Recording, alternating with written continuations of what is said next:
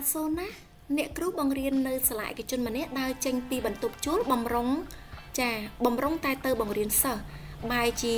គៀងបេះដូងស្លាប់នៅមុខបន្ទប់ជួលបង្កឲ្យមានការភ្ញាក់ផ្អើលដែលនៅផ្សារថ្នល់បត់ហេតុការណ៍ខាងលើនេះគឺបានកើតឡើងនៅម៉ោងប្រហែលជា7:07ព្រឹកនៅថ្ងៃទី23ខែឧសភាឆ្នាំ2025ដែលស្ថិតនៅចំណុចមុខបន្ទប់ជួលតាមបណ្ដោយផ្លូវបេតុងក្នុងភូមិថ្មីសង្កាត់ដង្កោបើតាមបងប្អូនអាជីវករលក់ដូរនៅមុខផ្ទះជួលរបស់ជនរងគ្រោះបានឲ្យដឹងថាដោយសារមុនកើតហេតុហ្នឹងគឺឃើញថាអ្នកគ្រូក៏ដើរចេញពីបន្ទប់ជួលហើយស្រាប់តែដួលស្លាប់តែម្ដងហើយនៅពេលដែលបងប្អូនយើងទៅមើលឃើញថាអ្នកគ្រូគឺគាត់បានផុតដង្ហើមទៅហើយយើងមិនទាន់ដឹងថាមូលហេតុនៃការស្លាប់របស់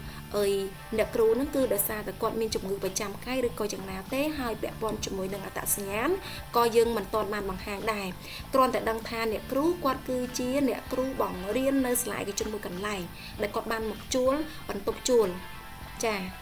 នៅដោយយើងរៀបរាប់អាស័យដ្ឋានខាងលើហ្នឹងគឺនៅភូមិថ្មីសង្កាត់ដង្កោអញ្ចឹងព័ត៌មានលម្អិតយ៉ាងណាយើងនឹងធ្វើការរាយការណ៍បន្តទៀតហើយនេះគ្រាន់តែជា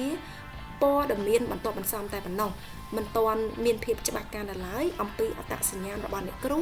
ហើយនឹងការស្លាប់របស់អ្នកគ្រូតើបណ្ដាលមកពីអ្វីអញ្ចឹងអរគុណបងប្អូនទាំងអស់គ្នាសូមរងចាំទស្សនានៅភាគបន្តអរគុណ